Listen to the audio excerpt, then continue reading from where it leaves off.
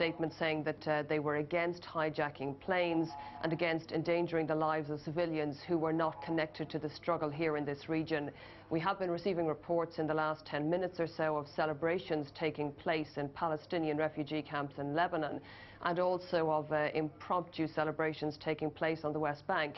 And I think that's something that isn't a great surprise. Many Palestinians here do regard America as being pro-Israeli and will often express anti-American sentiments, but I don't think we can extrapolate too much from that at this stage.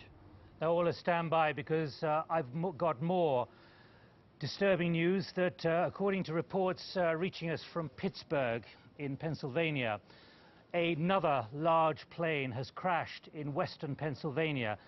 That is according to news agency reports quoting officials from Somerset County Airport. I can't tell you precisely where Somerset County is, but just to say, these are unconfirmed reports from western Pennsylvania, from Somerset County, that another large plane, and that means, from what we know at the moment, that means there have been 4 aircraft hijackings apparently synchronized, attacking, so far as we can see there, the enduring symbols of American power, many of which have now been evacuated. The president has been down in Florida. Now, the first event was just before 9 o'clock on the World Trade Center. There you can see the images from a helicopter of the smoke billowing across the lower Hudson River, across towards the Statue of Liberty. And we've got the eyewitness view of a man who was in B Tower of what was then the World Trade Center. I was in B Tower. A Tower. What floor were you on? B1. What floor? First one. What happened? Tell me. When a big explosion happened, some guy came out, his skin was all off. I helped him out. This is him all over. There's people jumping out of windows. I've seen at least 14 people jumping out of windows. It's horrific. I can't believe this is happening. Anything else that you saw? Were you there for the second hit by the plane? About 10 minutes later, the second building went off. Did you see it? Yes, I saw it. It just blew up. A big explosion. People started running. It was just chaos everywhere. People jumping out. People just kept jumping and jumping and jumping. And you could still see they were alive because they were flailing around. The FBI has already stepped in to investigate. It could be possibly a terrorist strike. It could be. It could be, because the first one went off, and then 10 minutes later, this just blew up out of nowhere. Hard to think that that would just be accidental. No, I don't think it would be accidental. Back it up, folks. Well, there you've got a glimpse in the background of what was then one of the towers of the World Trade Center. Both the main towers have now collapsed less than 2 hours after an aircraft which had been hijacked from Boston was flown directly into one of the towers. Jane Stanley in New York. Hello, Nick. Yes, Jane. Tell us what you have, where you are at the moment in New York City. It's complete and utter chaos, panic and terror. People cannot believe that this has happened. They watched the initial events unfold even less than 2 hours ago, and now one of the enduring symbols of New York is no more. The 2 towers of the World Trade Center have collapsed. People are desperately trying to find their family members, but the telephones largely don't work. All cellular phones are knocked out. There were 50,000 people working in the World Trade Center. Many of them, the majority of them, had arrived at work this morning, and people are unaware of many of their whereabouts. Now, Jane, let's just put this into, it's terrible enough at the moment, let's put it into even worse perspective. What we're talking about there is essentially the scenes we're seeing at the moment covering the whole of the Wall Street area and beyond. And much of American business orientates around this whole area, into which the rubble of the World Trade Center has now collapsed, along with telecommunications and who knows what else. Indeed, and you can imagine some of that rubble falling even at the first impact and the second impact on the trade towers just before 9 o'clock in the morning New York time, and a very busy time. A lot of people already in their offices in that area, and the streets packed with people. You can barely get down those streets on a busy day, and the rubble was falling 110 floors, and people were falling as well, as they were desperately, some people trying to jump out of the windows of the World Trade Center as as it was on fire. Now those buildings are no more. New York's famous skyline doesn't look the same. I don't think New York feels the same place. People are incredibly frightened of what might happen next. They're hearing stories from Washington, of course, where there's been the attack on the Pentagon. Now we're hearing of a car bomb at the State Department. They're asking what next. And people want to go. They want to get out of this city. All the bridges and tunnels to Manhattan are closed. The airports are closed. There's a feeling of America almost under siege here. Ordinary people just don't know what to do. It's almost as if someone had written a film script and no one would ever have believed it before. You couldn't have put it better, actually, Nick, because when I first saw this first thing this morning, I couldn't believe it, and I couldn't believe anything so horrific and so astonishing as a sight to be seen. And then, of course, this whole series of events has just unfolded more and more. Clearly, a very well-planned, very well-coordinated attack. The hijacking of the American airliners flight, we now know, Flight 11 from Boston to New York. No one knows how many passengers yet, that hasn't been confirmed, were on that plane, the plane that crashed into the World Trade Center towers. I mean, it's almost Orson Welles, isn't it? We're now seeing the courthouse down in Lower Manhattan, Jane. Are you able, I know you've been talking to us and our other BBC colleagues elsewhere, but can you give us a sense of what the radio stations and television stations are telling people what to do now, and the police? Well, the police were just desperately trying to get people evacuated out of the immediate area. I mean, clearly fearing that the World Trade Center Twin Towers would collapse, and indeed they were proved right. And another building next to the World Trade Center has also collapsed. But I haven't been able to listen to the local stations. I'm afraid the local television stations are running this in very American style as a drama. I think they're just going from minute to minute as we are. It's, as I said, it's less than 2 hours since this first attack, and New York just devastated, and scenes of terror and devastation in Washington as well. Jane, we'll be back with you as soon as we can be for news of what the police and others are now warning about what people should do in New York, both in New York and obviously beyond into New York State. Let's now go south to Washington, where the Pentagon has already been hit by a hijacked aircraft, where I'm joined again by Stephen Sveach. Stephen, a car bomb outside the State Department, many of the agencies being evacuated. What's the latest? Yes, car bomb outside the State Department, and on a bigger scale, this attack on the Pentagon. Now, I was talking earlier about the airliner, it seems, having come down just beside the Pentagon, but I've just been looking at pictures from the ABC network, which show part of the Pentagon apparently having collapsed, and that part of the building also on fire. So it seems that part of the Pentagon has indeed been hit by something. If not by that airline, then by something. Too soon to talk about another explosion, but again, the magnitude of what's going on in Washington becoming a little bit bigger, I think. Now, just stand by, because news agencies, we have to say, there is, I think, the second tower collapsing, the World Trade Center tower collapsing. It did so about half an hour ago. That is in New York. And as we watch again with horror that image, wondering how many people are up there, how many people are underneath, how many people may have survived, how many people from the rescue services were underneath, fire tenders and so on, I have to report to you that more detail is coming in of the plane which we gather has crashed in western Pennsylvania. The AP news agency is reporting that a large plane, believed to be a 767, a Boeing 767, crashed at about 10 o'clock local time. That's about 50 minutes ago, about 8 miles east of Jennerstown. That's according to the 911, which is the emergency service dispatchers, reported by local television stations. The airport is about 80 miles southeast of Pittsburgh, and that is the latest we have of what appears, from what we know at this moment, to be a fourth plane which appears to have been hijacked with what one has to describe now as some kind of evil intent. Now, What's important to remember is that about an hour and 20 minutes ago, the Federal Aviation Administration, which administers all airspace inside and over North America and certainly the United States, grounded all planes, issued a nationwide order that all planes should be grounded and none should take off, fearing, of course, that something much worse, if that's at all possible, might be threatening. So there we have the scene of downtown, the southern tip of Manhattan. On the left, well, now you can see the human cost for anyone, whether you're a civilian who tried to get to work or someone from the emergency services. These images coming in, and we switch immediately from New York to the Pentagon, where we've just heard from Stephen that part of the Pentagon, that above ground, was demolished, has been demolished, has collapsed.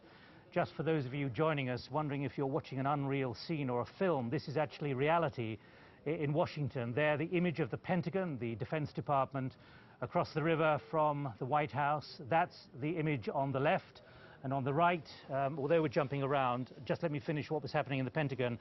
A large plane apparently hit the helicopter. There we have it, the helicopter pad, which is just outside, located outside the Pentagon. The five-sided building that is the nerve center of the American defense establishment and the enormous assets of the American superpower. Just to confirm, this, as far as we know, was the third plane which was hijacked and was then flown directly in to the Pentagon. The second and first planes were involved in incidents around the World Trade Center. One of them was hijacked, and the image showed the plane, an American Airlines plane, en route from Boston to Los Angeles, American Airlines 11, flying through the World Trade Center. There is that appalling, horrifying image. The kind of thing we only thought up to now was probably in the imagination of film directors. But this is, I have to underline, reality. These are pictures coming in as I speak, and pictures, it looks to me like downtown Washington on Lafayette Square, across from the White House. There, if I see correctly, you can see one of the main entrances across Lafayette Square, where a large number of anti-terrorist devices, enormous pillars and other devices have been erected in recent years to stop car bombs being driven at high speed into the White House. There it looks to me like the top of the White House, and this the fountains inside the main garden. These pictures are coming to you, I think, if I read them correctly, from just outside the White House. Of course, the White House literally within 3 or 4 miles of Reagan Airport, Ronald Reagan Airport, formerly National Airport, which is the way in and out for congressmen, all the big businessmen, and so on. I'm praying for all of us. I am. This video is arriving at BBC World Raw, and so we're just giving and transmitting it to you as it comes in. Images around the White House, around Lafayette Square. The White House, we gather, has been evacuated, although I think we did see some Secret Service officials on top. Now, one of the interesting things, of course, is that a few years ago there was a man with a light plane who tried to fly in to the White House. Not just for my convenience, but for probably the hundreds of people that have already died. It's shocking. But I'm frustrated with the country as a whole that we don't take a strong stand against terrorism. This had to happen. As long as we're going to let people off the hook in the Mideast, Iraq, Iran, and places like that, when they blow up buildings in Beirut and places like that, if we don't take a strong stand, this is going to continue. And it was just a matter of time. That raises an important point. Terrorism has finally come to the United States in a way which American officials have long feared and dreaded. It's the doomsday scenario. It always seemed to stop at the American eastern seaboard. It always happened elsewhere. And now that is the very human reaction of someone in downtown Washington, D.C., the nation's capital, to what has happened. Now, although it seems a bit unreal to even read this to you, because of the horror of what we're seeing in the Pentagon and we've been seeing at the World Trade Center, and downtown, there we have it, downtown Manhattan, the southern tip, all the blocks in southern Manhattan. We were hearing from Jane Stanley a short time ago, the place paralyzed by disaster, human tragedy, and the U.S. Securities and Exchange Commission Chairman Harvey Pitt has said that the U.S. securities market has decided not to open for trading after the aircraft crashed into buildings in New York and Washington. He did say in a statement, and I quote, that trading will resume as soon as is practicable to do so. But one has to underline that much of Wall Street and the dealers in the United States. Right, we're going to Yasser Arafat, who is now speaking to his live. government, to the American people for this terrible act. We are completely shocked, unbelievable. Thank you. There we had commiserations, expressions of regret from a very somber looking, that from the Reuters news agency in Jerusalem. Yasser Arafat being interviewed, offering a few words of horror himself at what has happened. And there we see, just to underline what Harvey Pitt, the US Securities and Exchange Commission chairman, has said a few minutes ago, that normal trading will resume as soon as it's practicable to do so. But underneath all that smoke down there is what we loosely call in two words Wall Street, which is the heart of the financial services of the United States. Reuters television. What do you think about what you're seeing? It's just awful. I mean, it's incredible. It's just, I can't imagine how many people are dead. Just the most amazing situation. It's awful. I hope they can figure out a way to get to terrorists, because it's got to stop. Amazing. So I don't know, not much is being said about people on the ground, but that was a hell of an explosion when the building collapsed. It appeared to collapse. I mean, think about it. You know, one tower of the World Trade Center collapsing on top of all the people on the ground. So I wish they would come up with some kind of thoughts about what's going on the ground. Millions, I mean thousands of people, tens of thousands, hundreds of thousands are going to be touched by this. So it's the worst. Never seen anything like it. I mean, Kansas City, less than 200 people. This is going to be thousands. Where are you from? I'm from New Jersey. Okay, and what's your name, please? Karen Furman. How do you spell it? F-U-R-M-A-N. These are the very human reactions of what you're seeing in front of you. Can I just confirm now that according to United Airlines, an official in Paris said one of the two planes that crashed into what were the two twin towers of New York's landmark World Trade Center was a Boeing 737 from United Airlines. And one World Trade Center hit somewhere on the 67th floor. I was on the 56th. And was it chaos trying to come down the steps? Yes. What was it like? Describe it. Everybody was on top of each other trying to come down, and then somebody finally calmed the crowd down to get them to come down the stairs in an orderly fashion and get them out of the building. And what just happened now? The building just came down. One of them, I don't know which one came down. I don't know if it was one or two. What did you start doing when that happened? Running. Like everybody else, but trying to calm the people down while they were running, because I told them this is how people get hurt.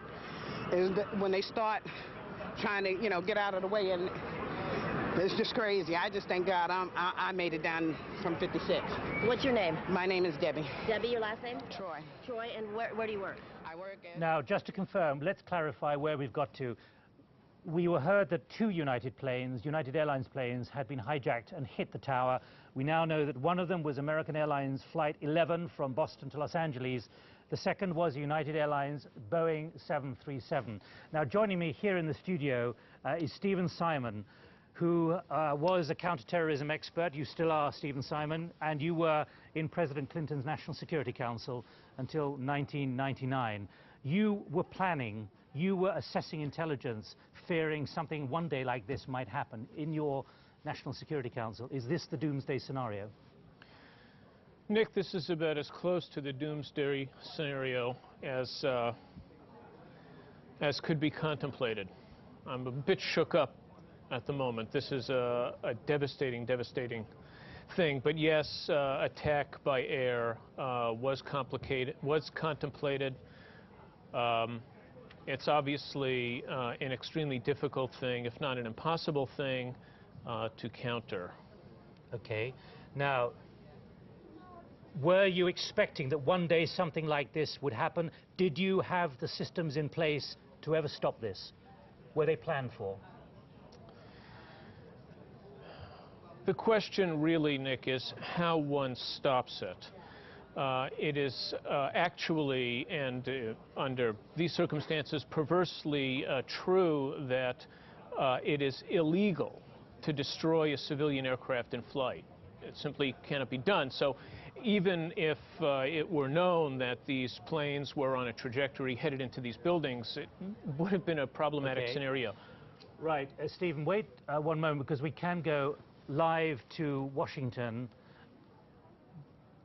to Johnny Diamond in Washington, one of our correspondents there. Johnny, can you just update me on what you know about what is happening around the White House?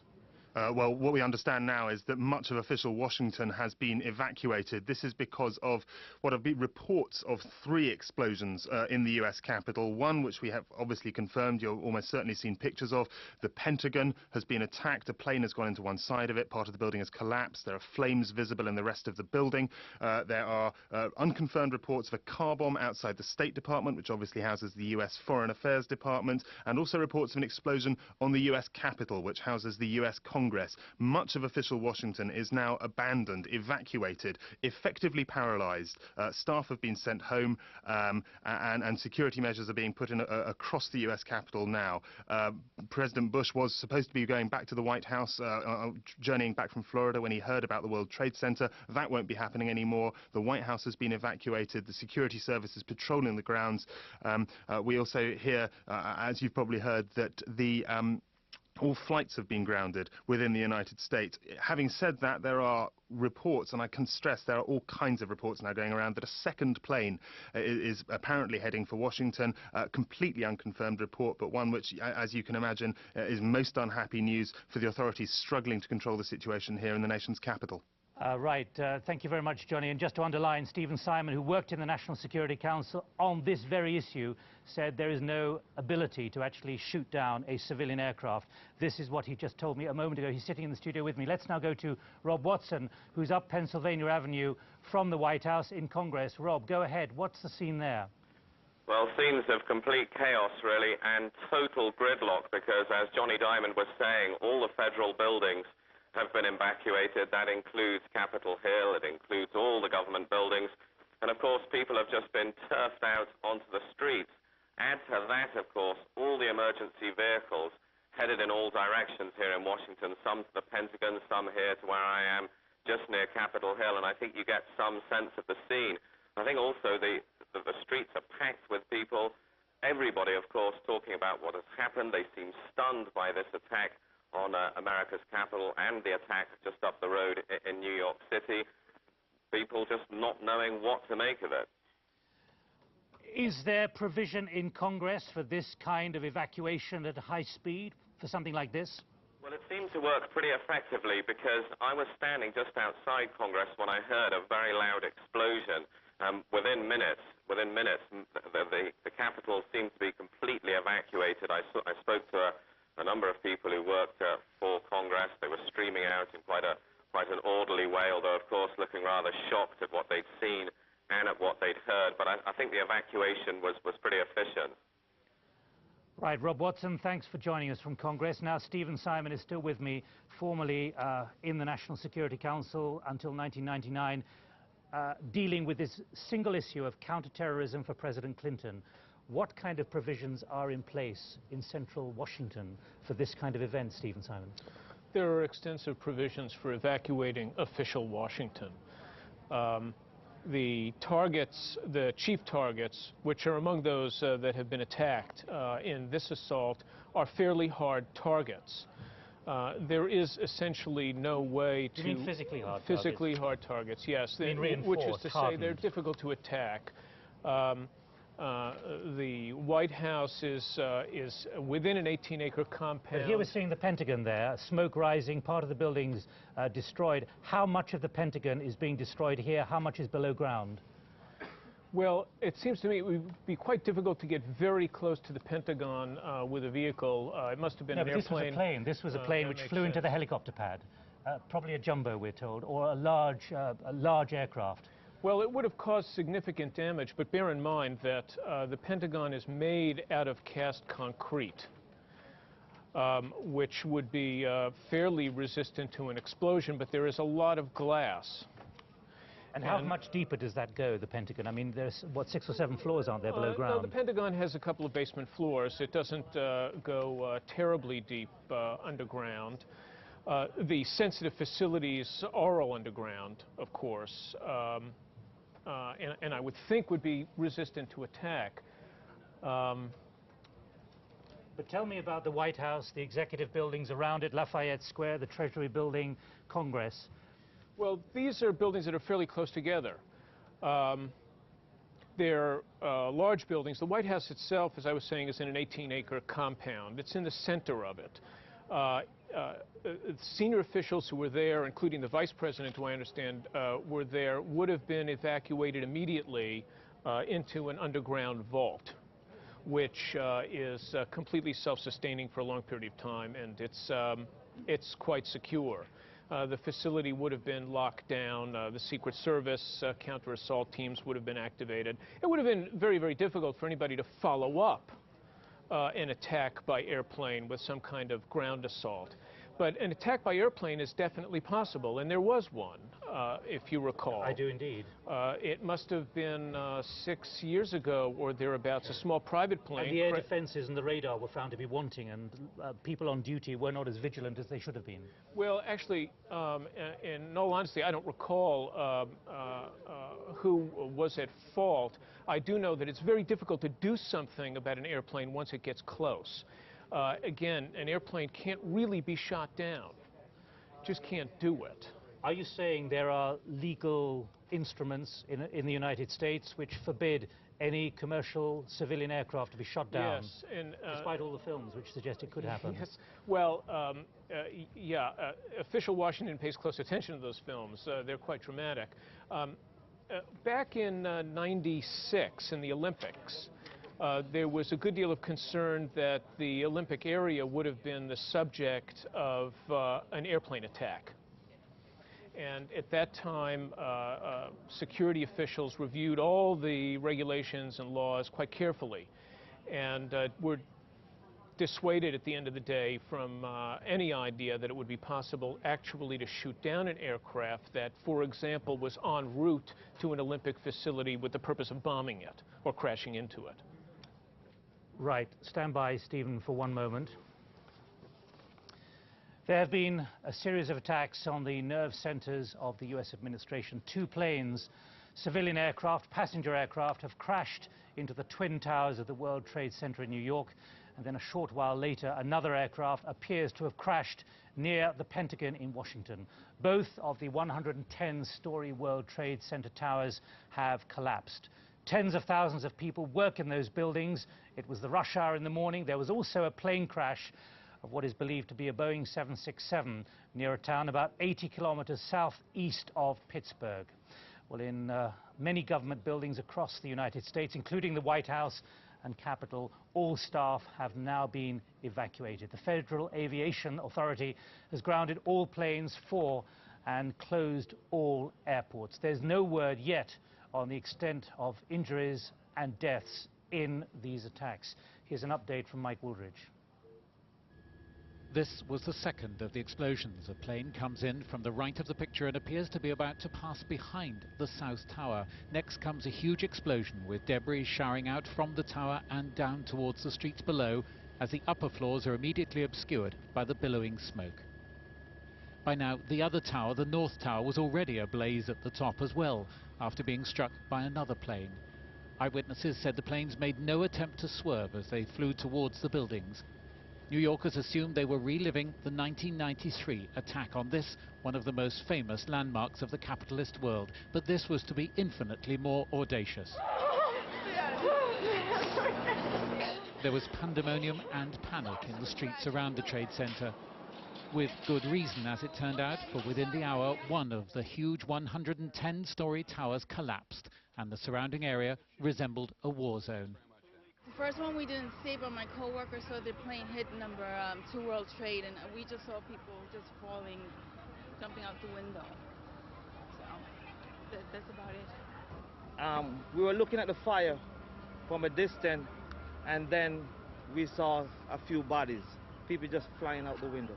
I saw at least four bodies coming through the window. It's a sad day. But it seemed that with every passing minute there was news that heralded terrorist action on an even bigger scale. The reports of aircraft being hijacked, and then this, a plane crashing onto a helicopter landing pad close to the Pentagon in Washington, the heart of the US defense establishment. This was the scene afterwards. Later came reports of a car bomb outside the State Department. The White House was evacuated, and all planes across the country were grounded. But New York had not seen the last of the apocalyptic events there. The second of the World Trade Center towers collapsed, burying yet more of the city's financial district under rubble. It's still impossible to calculate the number of victims of these unbelievable, virtually simultaneous attacks. Mike Wooldridge, BBC News. President George W. Bush was in Florida, and he had this to say.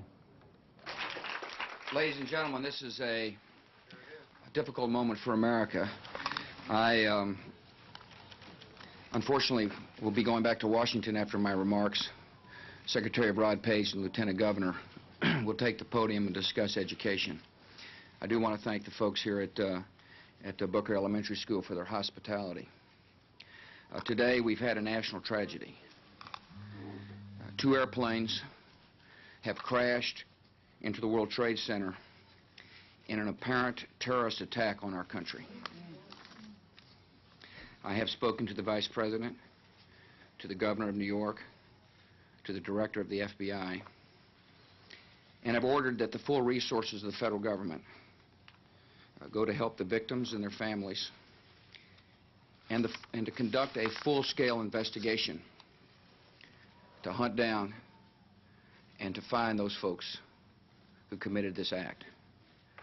Terrorism against our nation will not stand. And now, if you join me in a moment of silence.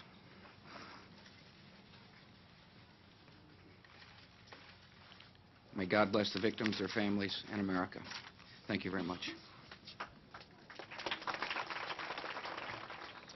Well, despite earlier reports, the Democratic for the Liberation of Palestine have denied being behind the attack.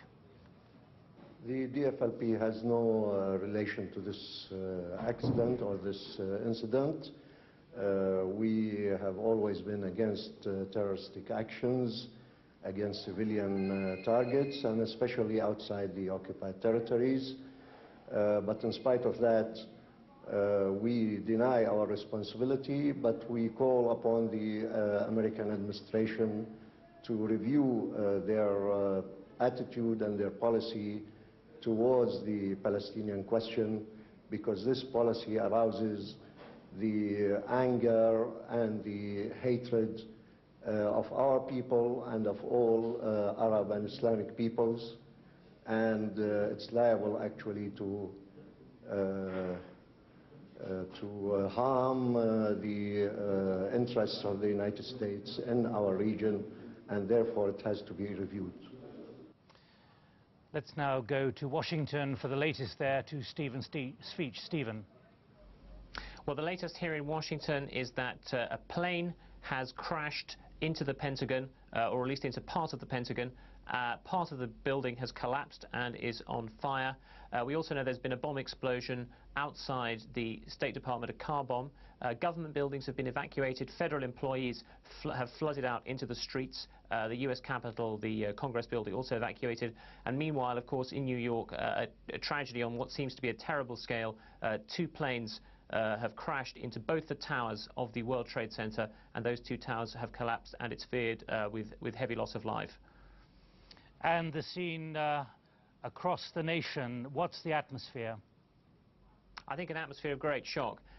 What's happened throughout the morning here has been that one piece of bad news has followed another. So first of all, we had the attack on the World Trade Center, then developments here in Washington, and now these reports, which now have been confirmed on at least 2 news agencies, that a 747 jetliner has crashed on a flight from Chicago to New York. It's crashed in Pennsylvania. So I think a sense of great shock, people simply almost unable to believe what's going on, and a great sense of vulnerability and a sense that there is somebody out there, wherever it is, who is determined to attack US targets. And we are getting reports, unconfirmed at this stage, that there is somewhere up there another aircraft which is heading somewhere. Stephen?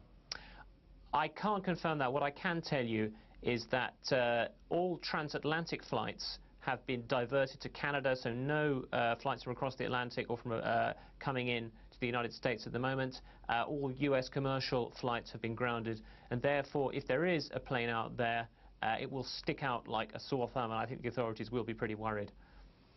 There, the scene at the World Trade Center, and I have to tell you, Stephen, as the tower collapses there, the most horrendous image, and we have to think of the people who were in there and around the bottom of the building at that time, as all that rubble, masonry, steel collapsed, as you are watching it there.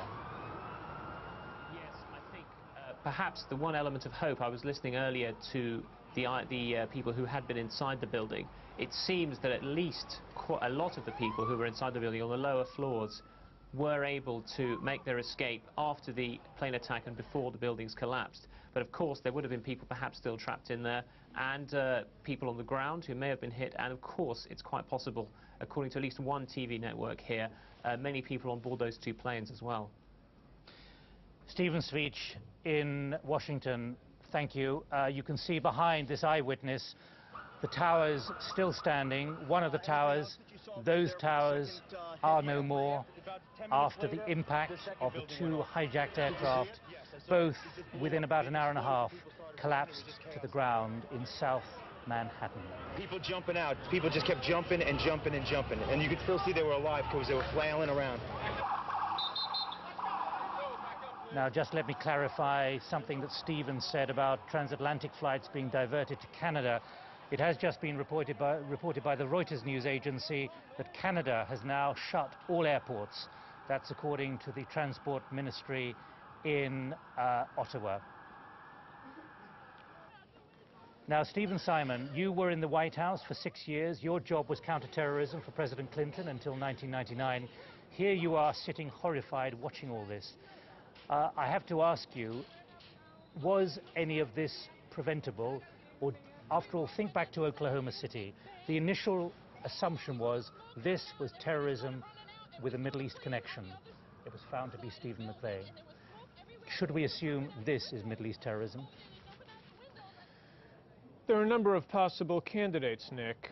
Middle East terrorists are one of them. One thing that's obvious from this attack is that the terrorists wanted to destroy symbols of American power, authority, prestige.